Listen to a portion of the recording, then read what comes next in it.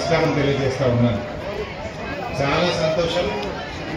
కొత్తగా పోచమ్మ తల్లి దేవాలయం నిర్మించుకొని నూతన దేవాలయంలో ఈరోజు అంగరంగ వైభవంగా ఈ అమ్మవారి పండుగను చేసుకోవడం చాలా చాలా సంతోషంగా ఉంది. ముఖ్యంగా పెద్దలు కేసీఆర్ గారు మరి గ్రామాన్ని అన్ని రకాలుగా అద్భుతంగా అభివృద్ధి పాటలో నడిపించారు. మనమందరం కూడా ఇవాళ కేసీఆర్ గారి పేరు నిలబెట్టాల్సిన బాధ్యత మనందరి మీద కూడా ఉంది.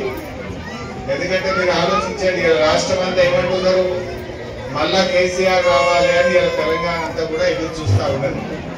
ఎందుకంటే కేసీఆర్ ఉన్నంత కాలం ఏ రోజు రైతు బంధు ఆగలే, రైతు బీమా ఆగలే, కళ్యాణ లక్ష్మి చెక్కులు ఆగలే, దవాఖాన పోతే కేసీఆర్ కిట్ ఆగలే, అదే విధంగా బతుకమ్మ చీరలు ఆగలే.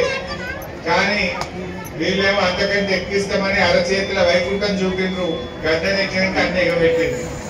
వానకాలం రైతు బంధు వల్లే, యాసంగి పావులు వేసిండ్రు, భారాన్ని కొట్టిండ్రు, రుణమాఫీ సగం అయింది, సగం గానే లేదు, బతుకమ్మ చీరలు బంద్ అయిపోయినాయి, దవాఖాన మొత్తం తెరలైపోయింది. సర్కార్ దవాఖాన పోతే మళ్ళీ ఎర్రగోలి పచ్చగోలికి వచ్చింది, కేసీఆర్ కిట్టు లేదు. అలా వీళ్ళందరూ కూడా యాడ్ చేసుకుంటున్న పరిస్థితి వచ్చింది. మనకు కూడా ఈ రోజు ఇంత యాసంగి పంట ఇంత మంచి గోదావరి నీళ్లు తెచ్చిన కనుక, చెరువులు నింపుకున్నాం కనుక మన చింతమడక, అంకంపేట, మాచాపూర్లో బంగారం వస్తుంది పంట పండుతా ఉంటాం. ఒకప్పుడు 400 ఫీట్లు వేస్తే చుక్క బోరు, చుక్క నీళ్లు రాకపో బోర్లలో. కానీ ఇవాళ బాయిలలో నీళ్లున్నాయి, ఇంత బోర్లలో నీళ్లున్నాయి, ఇంత పంట పండుతున్నది. అంటే గోదావరి నీళ్ల చుట్ల, కాళేశ్వరం నీళ్ల చుట్ల కాలంతో పని లేకుండా 2 పంటలు పండుతున్నాయంటే అది మనం చేసుకున్న కాళేశ్వరం ప్రాజెక్టు మల్లన్న సాగర్ పుణ్యమే కదా. కేసీఆర్ సార్ లేకపోతే ఇంత తొందరగా ప్రాజెక్ట్ అవుతుండేనా, నీళ్లు వస్తుండేనా, మనకి ఇంత చల్లగా ఉందుమా? ఒక్కసారి ఆలోచించు. ఆనాడు బొంబాయి, దుబాయ్ బతుకులుండే, కానీ ఇవాళ ఇక్కడనే పనికి మనుషులు దొరకలేరు. నాట్లు వేయాలంటే మొగోళ్ళు వచ్చి నాట్లు గుట్టకు పట్టుకుని వేసిపోతుంది సిద్ధపడతారు. అంటే కాలం మారింది.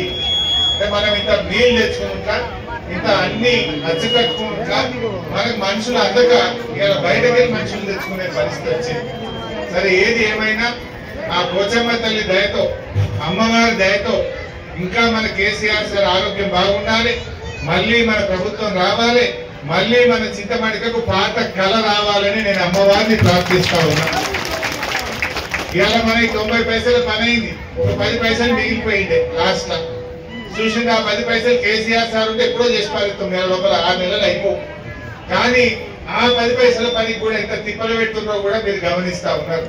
బట్ ఏది ఏమైనా మీరే మన బీఆర్ఎస్ కు, మన కేసీఆర్ కు కొండంత బలం.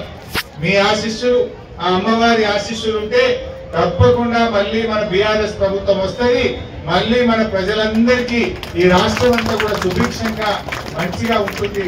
అమ్మవారి నిండు దీవెన ఉండాలి మీకు, మన కేసీఆర్ కు, మన కుటుంబ సభ్యులందరికీ కూడా మంచి జరగాలని అమ్మవారిని నేను మనసారా వేడుకుంటూ అందరికీ నమస్కారం. జై హింద్, జై తెలంగాణ. అయిపోయిందా?